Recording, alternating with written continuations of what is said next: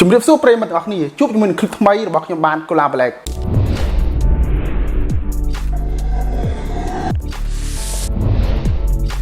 អូខេថ្ងៃនេះដែរខ្ញុំមានคลิปថ្មីចង់បង្ហាញទៅកាន់អ្នកទាំងគ្នាអំពីលក្ខណៈពិសេសរបស់ OPPO A54 ដំបូងយើងងាកមកមើលការរចនារូបរាងរបស់វាជាមុនសិនជាមួយនឹងខ្នងខាងក្រោយរលើបរលោងជាមួយនឹងកម្រាស់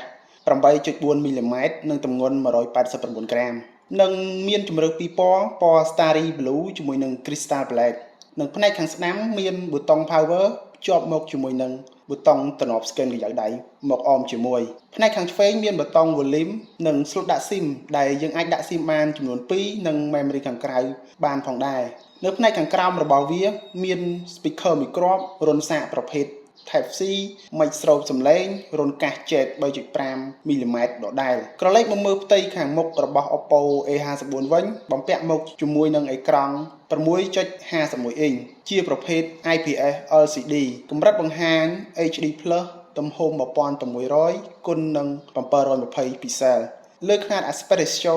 20:9ជាមួយនឹងកម្រិតដង់ស៊ីតេ270 ppi រំលេចជាមួយនឹងឡេនទម្លុះអេក្រង់មួយគ្រាប់ទំហំ16 megapixel បំពាក់ជាមួយនឹងបច្ចេកវិទ្យា AI UT 2.0 ដែលជំនួយទៅលើការថតរូប Selfie កាន់តែមានភាពទាក់ទាញមិនថាថតម្នាក់ឯងឬថតជាក្រុមក៏ដោយ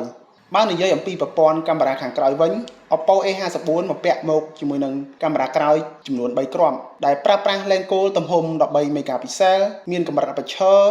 2.2 ជាមួយនឹងឡេនទី2ទំហំ2 megapixel ថតបែបប្លង់គៀកឡេនចុងក្រោយទំហំ2 megapixel ដែរជា depth sensor សម្រាប់ជំនួយទៅលើការផលិតរូបភាពព្រាលផ្ទៃខាងក្រោយចំពោះសមត្ថភាពក្នុងការផ្ដិតយកសាច់វីដេអូគឺវាធ្វើបានដល់កម្រិត 1080 pixel ក្នុងល្បឿន 30 frame ទាំងកាមេរ៉ាមុខនិងកាមេរ៉ាក្រោយងាកមកមើលកម្លាំងម៉ាស៊ីនរបស់វាវិញ OPPO A54 ប្រើប្រាស់បន្ទះ chip MediaTek Helio P35 ទំហំ12 nanometer ដែលមានអង្គគណនា CPU ចំនួន8 core 4 core រត់ល្បឿន 2.35 GHz និង4 core ទៀតរត់ល្បឿន 1.8 GHz GPU Power VR GE 8320 អមដោយ RAM ទំហំ 4GB ជាមួយនឹងទំហំផ្ទុកទិន្នន័យ 128GB ព្រមទាំងអាចបន្ថែម Memory ខាងក្រៅបានរហូតដល់ 256GB ថែមទៀតផង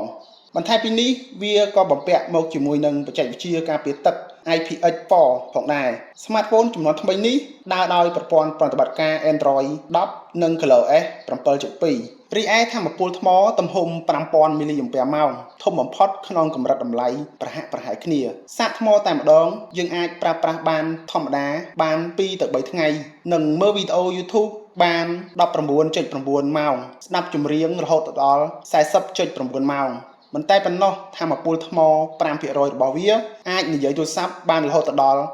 1.42 ម៉ោងហើយវាក៏ទ្រទ្រង់កម្លាំងសាកភ្លើងចូលល្បឿនលឿនជាមួយនឹងស្លាំងសាក 18 វ៉ាត់តាមរយៈរុនខ្សែចម្លង USB Type C 2.0 ភ្ជាប់មកជាមួយនឹងក្នុងប្រអប់ស្រាប់ដោយការសាកភ្លើង 42.15 នាទីទទួលបានថ្មរហូតដល់ 50% និងសាក 70 នាទីទទួលបាន 70% និងសាកជាង 1 ម៉ោងទទួលបានថ្ម 100% ពេញអូខេសរុបមកវិញជាមួយនឹងរូបរាងដ៏ប្រណិតរបស់ OPPO A54 ជាមួយនឹងកម្លាំងថ្ម 5000 mAh ភ្ជាប់មកជាមួយនឹងបច្ចេកវិទ្យាសាកល្បឿនលឿន 18 វ៉ាត់ជាមួយនឹងកាមេរ៉ាមុខ 16 megapixel ស្ថិតក្នុងកម្រិតតម្លៃ $189 តើអ្នកទាំងអស់គ្នាគិតយ៉ាងណាដែរសូមខមមិននៅខាងក្រោមខ្ញុំបានដឹងផងហើយខ្ញុំនឹងជួបអ្នកនៅវីដេអូក្រោយទៀត